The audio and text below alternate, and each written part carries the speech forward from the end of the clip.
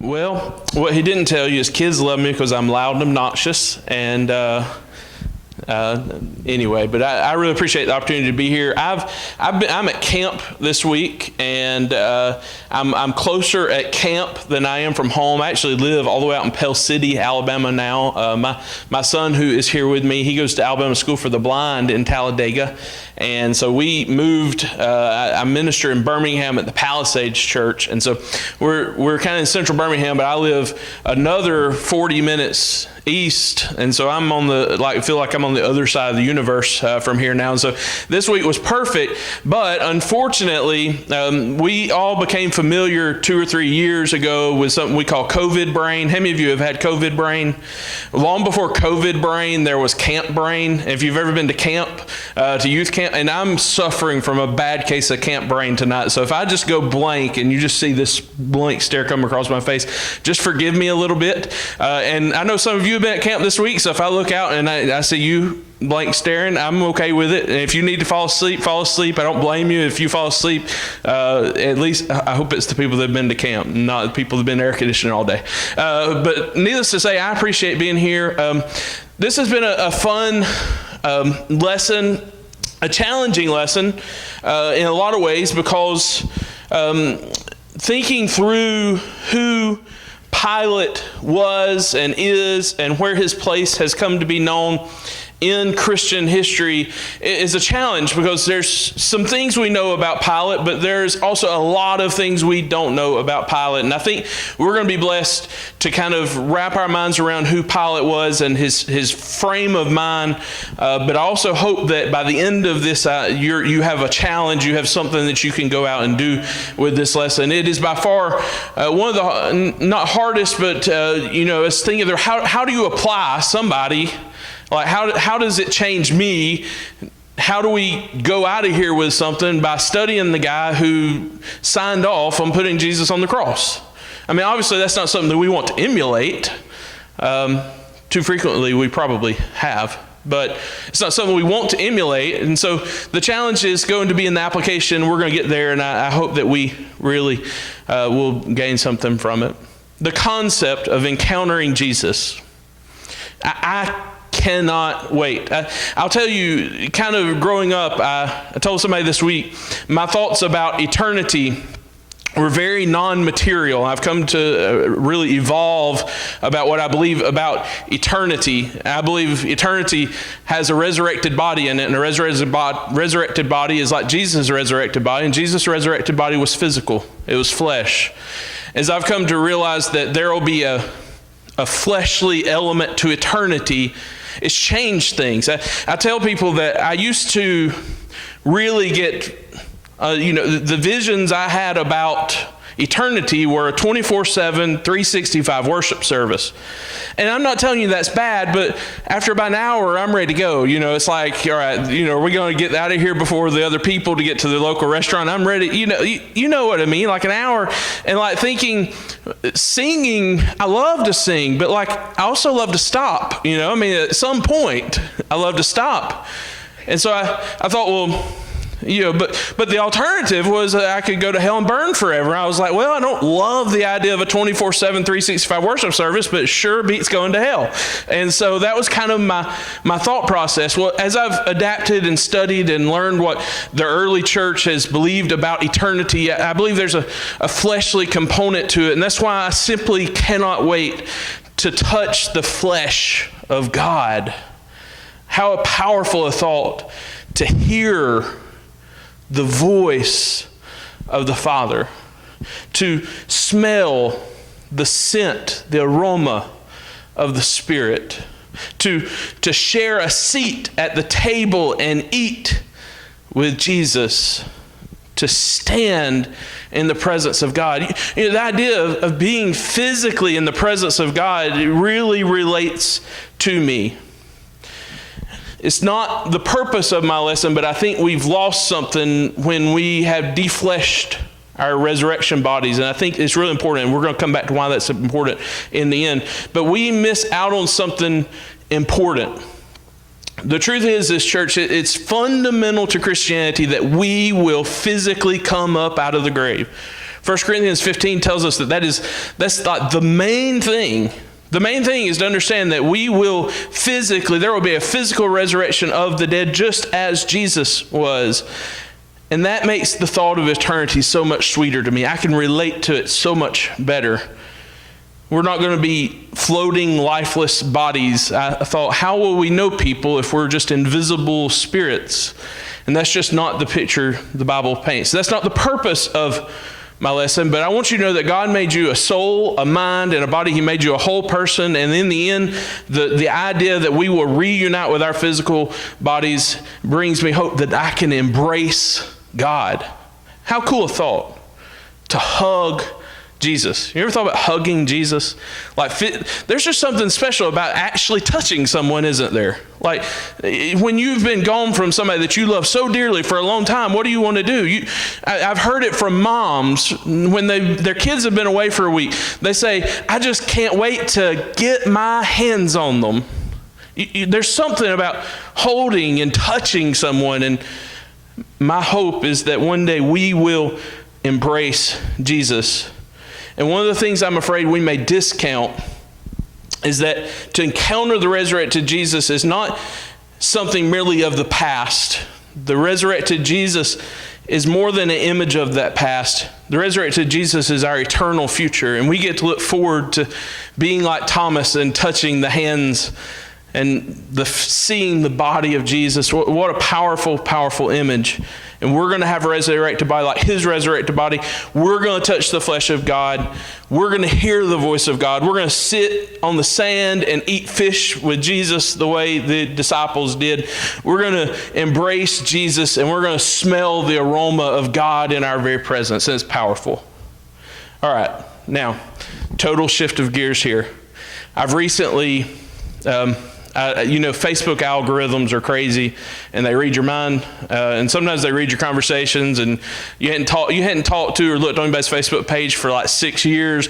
You have a conversation with somebody next door, and you bring up their name, and then the next thing, what happens? They pop up. It's crazy. You're being watched all the time.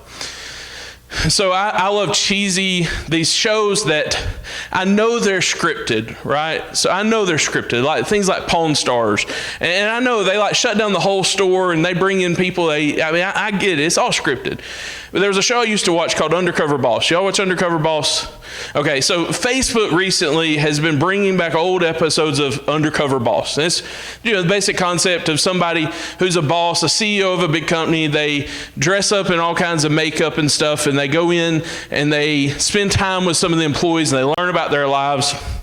And one of the things I've noticed on that show is frequently the costumes, I call them costumes, that they give people. You look at it and I'm like, surely somebody has to know that wig is fake, right? And they're just bad. It's like they went to the costume store and threw a wig on the person, a fake mustache, and they're following around with cameras, and I'm sitting there going like, surely they have to know, right? They have to know that this person is not who they say they are. And I think probably there are some that are kind of in on the gig, but there's some that really appear to be genuinely surprised when they find out they've been showing around the CEO of the company. And they were oblivious to the fact that they were right in the middle of the presence of their boss. That really shouldn't surprise us, though. It shouldn't surprise us because of this. How many of you have had encounters with someone that you should know, and you just can't put finger on how you know that person? Happens all the time, doesn't it? How many of you have had encounters where you've been maybe really close to a celebrity and somebody looks, hey, look over there, and they were right next to you and you didn't even know you were next to somebody that's famous or an athlete or something? Or get this one. This one always gets me. How many of you don't recognize a person because you see them, but where you see them is not where you're supposed to see them? Right? So like when I go on I can go up to somebody that I know really well, and if I'm visiting somewhere in their area and I see them, oh, hey, how are you doing? I don't recognize them immediately. But when I go off to the beach on vacation, I see that same person and I'm like, I'm supposed to know that person, but they're not where they're supposed to be. Well, I can't help but sympathize a little bit with Pilate.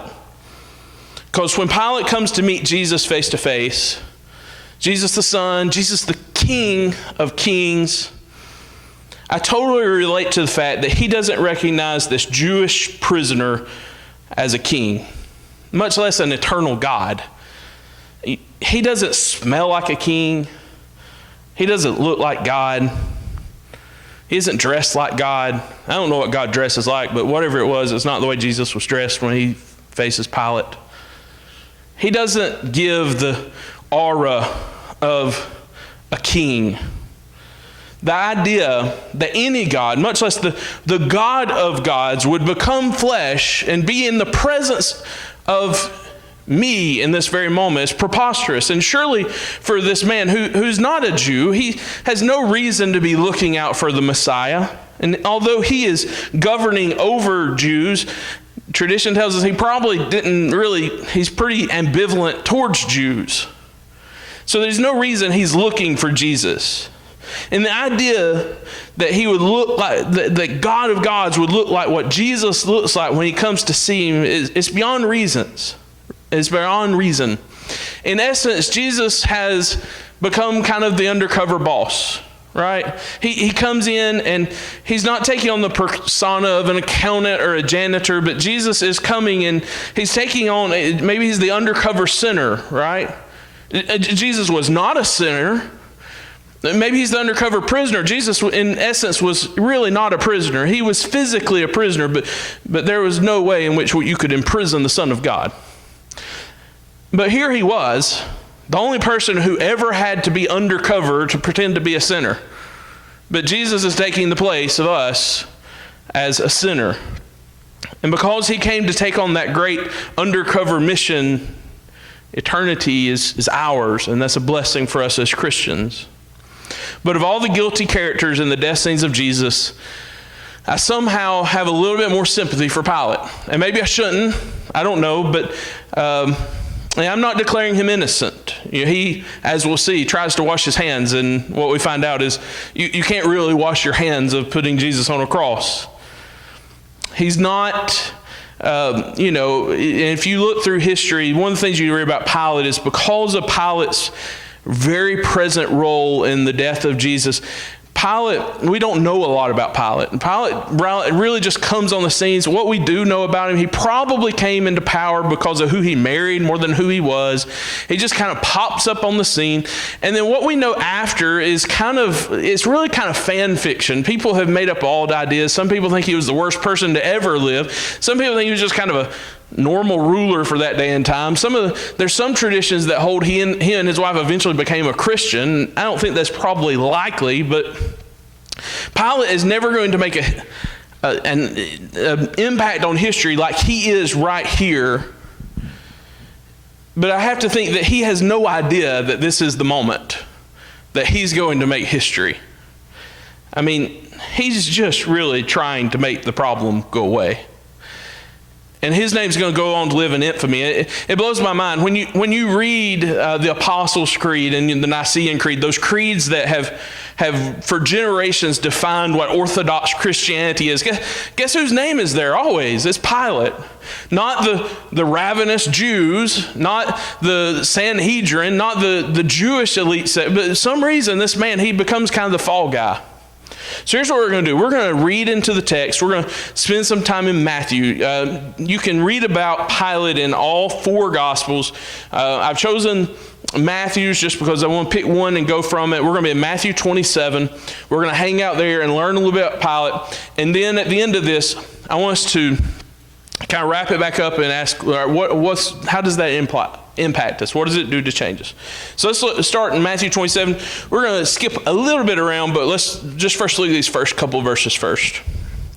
Early in the morning, all the chief priests and the elders of the people made their plans how to have Jesus executed. So we're in the middle of Passion Week.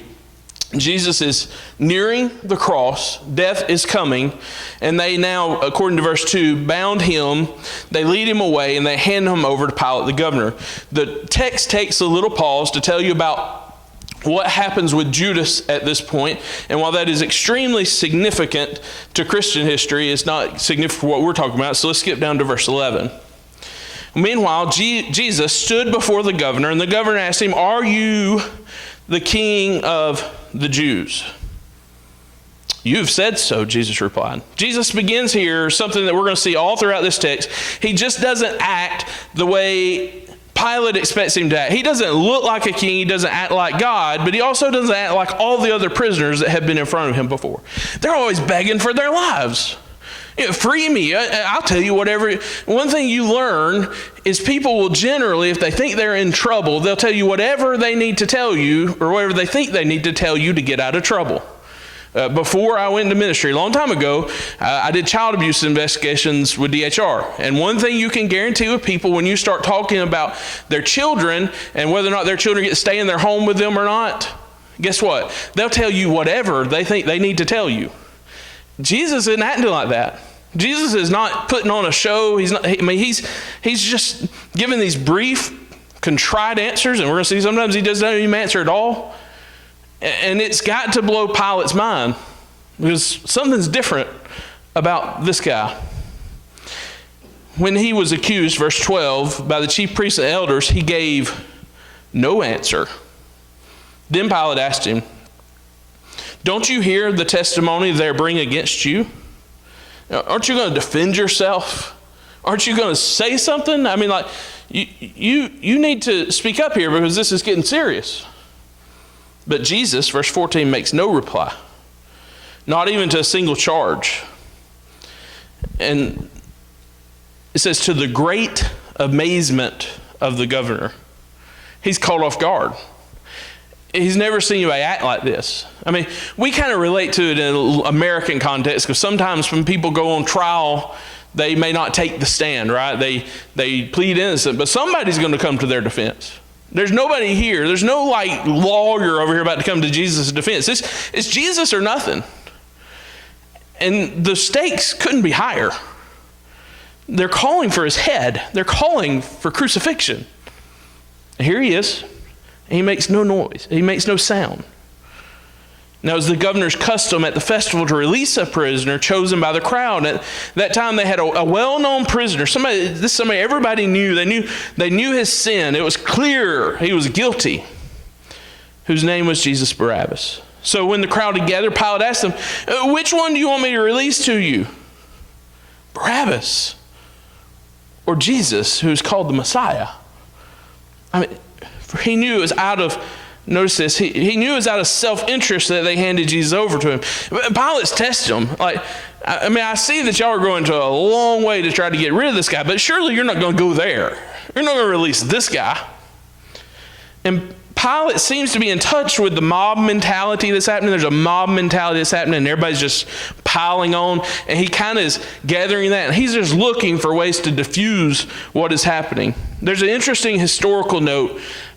People that are much smarter than me and much better at studying historical records have found that there's some interesting stuff possibly going on around the scene if the time frames work out, where the guy who appointed Pilate has possibly just been deposed of. And so it's really in Pilate's best interest for there just not to be a big scene right now. He just wants it to go away. And we see that because we see that whether or not that timeline matched up or not, I don't know. We don't know for certain. But we do know that Pilate just wants this all to go away. He doesn't want to be the one that has to be the guy. And so he's possibly in a little bit of a political conundrum. He is in a political conundrum, but maybe even deeper than what we see here in Scripture. And if the years match up, it's possible they do. But his power is in question. And it's in this moment that Pilate seems to just want this. It doesn't fit the narrative of what he's trying to do right now. Because if it's true that the person who appointed him was just offed, guess what used to happen when the person who appointed the people got offed? What happened to the appointees next? Frequently, they were next on the chopping block. He needs no extra eyes on him. He has the authority, but having the authority and wanting to use the political capital are two separate things. He doesn't really want to use that political capital here. And then verse 19, we come to something that I think, by the way, it's just kind of an interlude that you can learn some things from, just some practical lessons. But it's one of the more interesting things. Only Matthew records this little part of the narrative. And men, if you're married, listen up. I think it's important. So Pilate's sitting on the judge's seat. He's in an official position. He's ready to make a ruling. His wife sends him a message. And notice what his wife says. Don't have anything to do with that innocent man, for I've suffered a great deal today in a dream because of him. Now, I'm not sure I've ever had a dream as vivid as this one. She says she's suffered a great deal. I've had dreams that startled me, but usually I would wake up and then I would realize, oh, it was just a dream. It might throw me off a little bit, but she's in suffering. And it's interesting, some of the things she does here. And just for men, just listen, this is a kind of aside, this is free, okay? Don't ever discount what your wife comes to you when she says something's fishy or something's off about that guy. Don't discount it, because there's an intuition that happens somehow, I don't know, in the female brain that I don't understand because I don't have a female brain, but it just works. And some of you men probably know what I mean. And I'm not saying the women are always right. I'm just saying don't discount it, okay? Don't just throw it aside because she's right here. She's telling him, you need to, and he's got this wise woman behind telling him exactly what he needs to do. And notice the language she uses here. She calls Jesus an innocent man. Pilate asks frequently in this thing, he suspects Jesus is innocent. And he's asking, he's telling people, I don't see the charge. I can't see the charge. But he never says he's innocent. Okay, he never does that. He will later wash his hands and declare himself innocent. But Pilate's wife takes Pilate's thoughts, and this is what happens with us men. We're pretty simple creatures, but sometimes it's like we run a 10-mile race and we really struggle with the last 10 yards of the race. Like we get there in this thought process of ours, and it's like we don't take all the work we've done to its logical conclusion. And Pilate's wife goes the extra 10 yards for him. Because we can see in Pilate's behavior here, he's close to making the right decision, it seems. And Pilate's wife says, she's like pushing him over the finish line. Listen, don't have anything to do with this. And so she takes those thoughts to the logical conclusion, and she's saying out loud what he's probably processing inside. And if only Pilate listens here, history records something very different about Pilate. Now, I know it seemingly Pilate kind of gets raised up here just to play this role in the story. And I know that ultimately Jesus is destined for a cross. But I still believe Pilate has the ability, the free will in this moment to choose better, and he chooses not to do better. And so the chief priests and the elders, verse 20, they persuade the crowd to ask for Barabbas. You've got these instigators up front. They're leading the charge, and they're kind of telling people what to do. I mean, you can see this behavior. It happens all the time. This behavior still happens. The crowd follows those who initiate and lead. Well, that's exactly what they do. And so Pilate asked him, which of the two do you want me to release to you? Barabbas, they answered. This is preposterous, okay? Even Pilate knows that this makes no sense. But what Pilate is ultimately going to decide is just this is not the hill he's going to die on. He's decided that, hey, I don't want this, but what's going to happen if I don't give in may be even worse than what happens if I do. Verse 22, what shall I do then with Jesus, who is called the Messiah? And they all answer him, crucify him. And here he gets it, right? Why?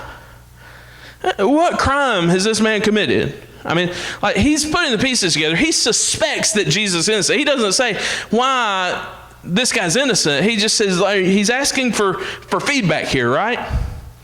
But it's like he doesn't, the question just goes on deaf ears, right? They just start screaming louder. And that's what happens a lot of times when somebody doesn't have a valid argument in an argument. They just take their invalid argument and they scream it a little louder to try to drown out the other person. It happens in arguments all the time. And that's exactly what happens here. And so Pilate sees what's happening as an uproar starting. And here's the one thing you need to know as a Roman governor. As a Roman governor, you have one job first and foremost. And that's when there's an uproar, make the uproar go away. Because if an uproar starts, guess what leads after an uproar? Uproar sometimes leads to discontent. If discontent ever really gets organized, then it can lead to outright rebellion. And rebellion is the way, as a Roman governor, you lose your head. And he knows that. And so he gives in. And he does this thing that goes down in history. Lots of artists have depicted this. He takes water and he washes his hand in front of the crowd. He says, I'm innocent of this man's blood. You know, like we know that this is a figurative thing he's doing. It doesn't actually make him innocent of Jesus' blood. But I do find it interesting when he tells the people, it's your responsibility. Notice what the people say. Okay, his blood is on us and our children. If we're wrong about this, not only will it fall down on us, it'll fall down on our prosperity, on those who will come after us. And so he gives them the responsibility, and they take it. And so he releases Barabbas to them. He has Jesus flogged. This account doesn't go into as great a detail about that as others. And he's handed over to be crucified. And this is end scene for Pilate. Pilate goes off into relative obscurity. Some people just think he just went off and retired eventually. There's no more great images. You know, the authors of historical books from this time that are written alongside the Bible, nothing else about Pilate. A centerpiece of Christianity leaves the scene seemingly as fast as he enters into it. And he represents not only the failure of the Roman government to follow its own laws in this mock trial of sorts, but he ultimately becomes a representation of each of us. Someone who ultimately was looking out for his own comfort, his own ease, and trying to defend his own righteousness over actual righteousness. He took the shortcut, and shortcuts lead to dishonoring God every time. A sin as old as the garden story. It was the first sin. The first sin, what is it? You say eating the fruit, but the first sin ultimately, what is that? Well, it's a shortcut. We're going to shortcut our way to this knowledge that we can know and we can become gods to ourselves. So I began a few minutes ago talking about the fact that encounters with the resurrected Jesus it's not just a thing of the past, but it was hope for our future. And that's one thing that we may discount. But here's the exciting, and here's the meat of this. What can we learn from Pilate? Here's the frightful but exciting truth. Believing what I believe about the Christian mission, I believe that encounters with Jesus are not just a reality of the past and the future, but they're a reality of the present. As part of the kingdom, the scripture tells us we are kingdom ambassadors. We announce the coming of the king, the arrival of the king. We are waiting for the king to re-enter into the story, into the earth in a physical way. And there's going to be a final reconciling of all things. But right now, we're the ambassadors. Just a few chapters before this in Matthew 25, Jesus is giving some of his last instruction, his last teaching, where he says, when did we see you a stranger invite you in, or needing clothes and clothe you? When did we see you sick or in person or go to visit you? And Jesus replies, says, whatever you did for one of the least of these brothers and sisters of mine, you did for me. How many times have we too looked into the eyes of Jesus and we skirted ourselves right down the other side of the road? The hard reality for we American Christians, and I'm not preaching at you, I'm preaching to myself as well, is that we crave comfort sometimes over seemingly everything, and throw me right into the basket. Like Pilate, when Jesus arrives in our lives, he or she likely does not look like a king. He doesn't smell like a king. He doesn't wear king's clothing. He doesn't have the aroma of God. It's uncomfortable to sit at the dining table with them. The embrace and the touch that they need from you, we rationalize away. We rationalize away by talking about our 21st century concepts of sanitary helping. That's what I call what we do sometimes. We want to help without getting our hands dirty. You might say we like to throw money at problems sometimes, and then, like Pilate, wash our hands of the responsibility. Now, I'm not here to make excuses for Pilate. I do think it's kind of odd sometimes how he's singled out a little bit. But I'm here to tell you that the sin of looking looking at God into his eyes and cringing at him instead of loving him is something that falls not just on others, it falls on me too. Too frequently, it's a reality for us all. One of the greatest bands of our time, I don't know if it's really our time, it's my time, I guess, and I'll fight you over this. I think me and Jordan, we share a musical taste for a certain band, I believe. If I remember this right, aren't you a big Third Eye Blind fan? Okay. All right. They have a song. The original Third Eye Blind album is the best album ever. Absolutely. Okay. You like, if you're none of you get that, I don't think. So anyway, they have a song called Misfits. It came out on, I think, their third album. And there's a line in that resonates with me. It says, "My people are the misfits, the ones that don't fit in." There's much more to that. But here's the reality. From a head knowledge sense, I know that. Right? I totally agree that we as Christians need to be looking for those who don't fit in. But too often I sit in a comfortable church building and I rationalize away my call to look at broken people, to look at the naked, the hungry, the foreigner, the drunk, the addict, the prostitute, the prisoner. Instead of seeing image bearers, instead of seeing Jesus in them, I wash my hands and leave the problem for somebody else. Pilate is not only a historical placeholder, but he's a clear reminder for all of us of what happens when we don't see Jesus when he stands right in front of us. So we have a challenge to renew our minds, to see Jesus in the least of these, to see Jesus when nobody else sees Jesus in that person. Let us take on the challenge to make encounters with Jesus not only a thing of the past and the future, but let's ask how we bring pieces of eternity, pieces of heaven into the here and the now and the presence. And when we see the lost and the hurting and the sick and the addicts and the drunks, when we see them, let's be hands and feet and let's serve. And let's serve them like we're serving Jesus. Because Jesus said, when we serve them, we are. May we be different than Pilate, with the reality that too many times we've been Pilate in the past. But in the future, let's renew our mind and challenge ourselves to make encounters with Jesus a thing of today. Let us have encounters with Jesus as we go along our walk this day. Let's have prayer together. God, we want to see you in others. We want to see the image of you in others. We have failed so often. We've walked by on the other side of the road. Forgive us for that heart that we have, and rather create a new heart within us and have your Spirit work within us to grow within us an awareness and an alertness to the fact that when we serve those that are on the other side of the road, when we serve those that don't look and smell like we think they should, that ultimately we are serving your Son, Jesus.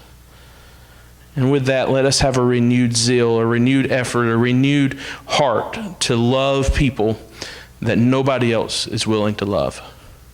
God, we know that if we don't, it may never happen. And so put a fire in our bellies, in our stomachs, and in our hearts to reach those that no one else is reaching with the good news of Jesus, that in him salvation has come. Let us be ambassadors for your kingdom. In Jesus we pray. And the church together can say, Amen.